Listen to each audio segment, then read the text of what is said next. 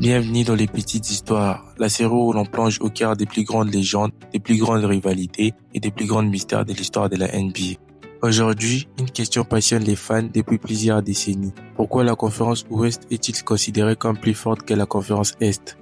Comment une conférence qui possède moins de titres que l'Est a-t-il réussi à devenir le territoire le plus redouté de la Ligue? Pourquoi certaines équipes à l'Ouest devaient gagner plus de 50 matchs simplement pour participer aux playoffs, alors que des équipes à l'Est pouvaient parfois se qualifier avec un bilan négatif? Allez, installez-vous confortablement parce que pour comprendre cette histoire, il faut remonter plusieurs décennies en arrière.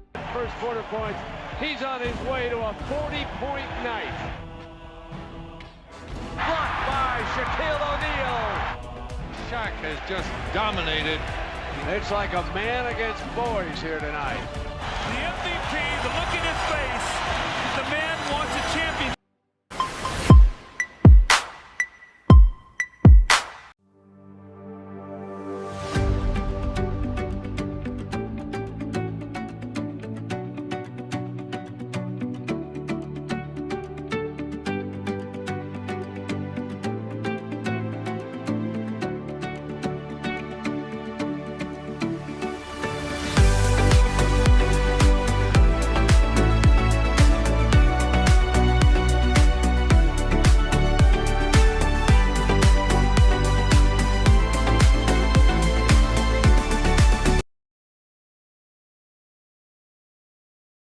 Lorsque la NBA commence à se développer dans les années 1950 et 1960, le centre du basket américain se trouve clairement à l'Est. Les plus grandes villes de la Ligue sont situées dans cette partie du pays. New York, Boston, Philadelphie ou encore Washington deviennent les premiers grands bastions du basket professionnel. Très vite, une équipe va prendre le contrôle sur toute la Ligue. Les Boston Celtics. Menés par Bill Russell, les Celtics remportent 11 titres entre 1957 et 1969. Pendant une bonne partie de cette période, battre Boston semblait presque impossible. Ils réalisent même l'exploit inégalé de remporter 8 titres consécutifs entre 1959 et 1966. Une domination qui reste encore aujourd'hui comme l'une des plus impressionnantes de l'histoire du sport américain. Cette dynastie donne à la conférence Est une avance considérable dans les palmarès NBA. Puis arrivent les années 80, l'Est continue d'accumuler les légendes. Larry Bird transforme Boston en une machine à gagner, tandis que les Detroit Pistons des Bad Boys imposent leur style brutal et physique.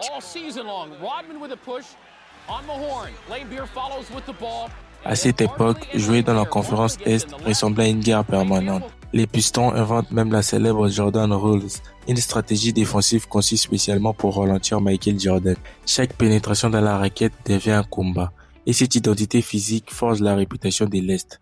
La draft 1984, les Portland Blazers possèdent les deuxièmes choix des drafts mais sélectionnent Sam Bowie au lieu de Michael Jordan. Chicago récupère alors un joueur qui deviendra l'un des plus grands phénomènes de sa génération. Pendant les années 90, Jordan et les Bulls dominent la NBA avec des triples et 6 titres. À la fin du siècle, l'Est semble posséder tout, les prestiges, les trophées, les légendes. Mais pendant que tout le monde regarde Chicago, quelque chose est en train de se construire à l'Ouest, une révolution.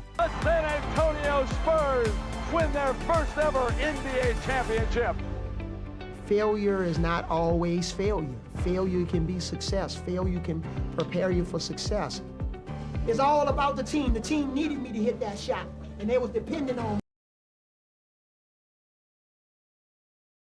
Lorsque Michael Jordan quitte les sommets à la fin des années 1980, un immense vide apparaît dans la ligue. Et c'est à ces moments précis que plusieurs franchises à l'Ouest commencent à bâtir leur propre empire. À Los Angeles, Kobe Bryant et Shaquille O'Neal forment un duo presque impossible à arrêter. À San Antonio, Tim Duncan devient la pierre angulaire d'une organisation moderne. À Dallas, Derrick Nowitzki révolutionne progressivement les rôles des intérieurs grâce à son tir extérieur. À Sacramento, les Kings développent l'un des plus beaux jeux collectifs jamais vus. À Houston, les Rockets restent constamment dangereux. D'un coup, la conférence Ouest devient un champ de bataille. Chaque soir, plusieurs équipes candidates au titre s'affrontent. Entre 1999 et 2010, les Lakers remportent 5 championnats, tandis que les Spurs en gagnent 4. Mais ce qui rend cette époque si particulière, ce n'est pas la domination des champions, c'est la qualité des adversaires. Les Kings de Chris Webber, les Mavericks de Derrick Nowitzki, les Suns de Steve Nash, les Rockets de Tracy McGrady et de Yao Ming, les Nuggets de Carmelo, les Jazz, les Blazers. Chaque série des playoffs ressemble à une finale des conférences avant l'ère. L'exemple parfait arrive en 2008. Cette année-là, les 8 équipes qualifiées à l'Ouest remportent au moins 50 matchs. Une situation quasi inimaginable. Et dans certaines saisons, gagner 48 ou 49 matchs ne suffisait même pas pour accéder aux playoffs.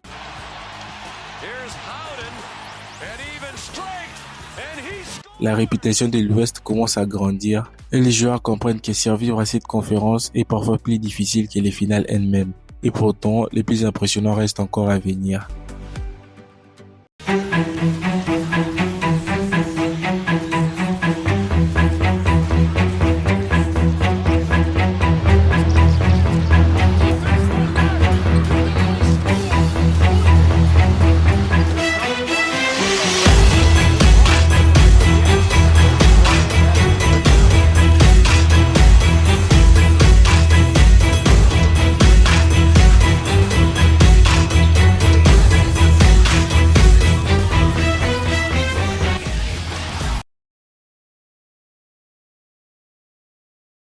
Les années 2010 marquent les sommets absolus de la domination de l'Ouest. Une nouvelle génération prend le pouvoir et le visage de cette révolution s'appelle Stephen Curry. Avec les Warriors de Golden State, Curry transforme complètement les baskets modernes. Les tirs à 3 points deviennent l'arme principale, les rythmes s'accélèrent et l'espace devient une priorité stratégique. La NBA change, puis la saison 2015-2016 arrive. Golden State réalise l'impensable, 73 victoires et 9 défaites. Les meilleurs bilans de toute l'histoire de la NBA. Les records de Bulls de Michael Jordan tombent enfin. Mais même cette équipe historique doit survivre dans une conférence remplie de monstres. Les Spurs remportent 67 matchs. Les Thunder possèdent Kevin Durant et Russell Westbrook. Les Clippers de Chris Paul et Blake Griffin sont des prétendants sérieux. Les Rockets deviennent une machine offensive à l'exemple de leur superstar James Harden. Les Grizzlies continuent de jouer un basket extrêmement physique et quelques années plus tard, les Rockets de 2018 poussent même les Warriors qui se sont renforcés cette fois-ci avec Kevin Durant jusqu'à dans un Game 7 qui aurait pu changer l'histoire de la NBA. Cette période illustre parfaitement ce qui rend l'Ouest unique. Ce n'est pas seulement la présence d'une ou des super équipes, c'est la profondeur parce que l'Ouest a accumulé sa réputation de domination grâce à une concentration de talents exceptionnels. Pendant de nombreuses saisons, remporter 50 matchs n'offrait même pas la garantie de participer aux playoffs. Certaines équipes terminaient avec un bilan exceptionnel et restaient pourtant à la maison. Pendant ce temps, l'Est qualifiait des équipes possédant un bilan négatif. Cette différence nourrit progressivement les rythmes et l'Ouest devient une jungle où chaque tour des playoffs ressemble à une guerre. Pour atteindre les finales NBA, il faut survivre à plusieurs adversaires d'élite. Et précisément, c'est cette difficulté qui forge sa réputation. Sometimes I use the spin move, shoot a turnaround jumper. He shoots back to get free. Down to 3, down to 2, it's a 3. Good! Good! Could have been fouled. In the grill of Draymond Green, a former Defensive Player of the Year, James.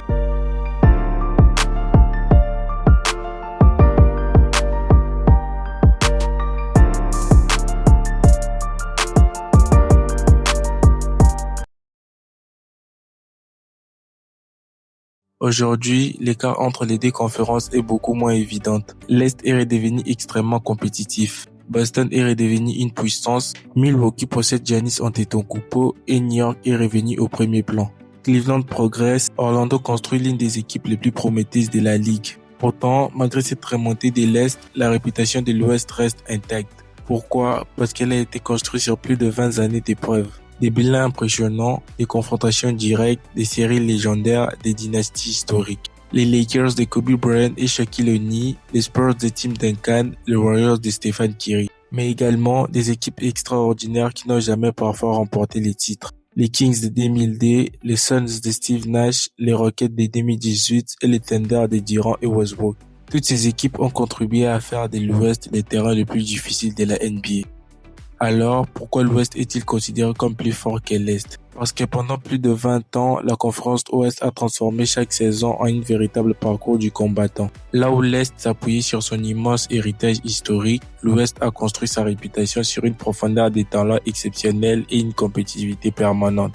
Des Lakers de Kobe et Shaq, aux Spurs de Tim Duncan, des Kings de Sacramento, aux Warriors de Stephen Curry, plusieurs des équipes les plus redoutables de l'histoire se sont affrontées dans la même conférence saison après saison. Et même si aujourd'hui, l'écart entre les deux conférences s'est considérablement réduit, l'image de l'Ouest comme la conférence la plus difficile à traverser reste profondément ancrée dans l'histoire de la NBA. Car au final, la force d'une conférence ne se mesure pas seulement au nombre de trophées qu'elle possède, elle se mesure aussi à la difficulté du chemin pour l'obtenir. Et pendant plus de 2 décennies, aucun chemin n'a été plus difficile que celui de la conférence Ouest.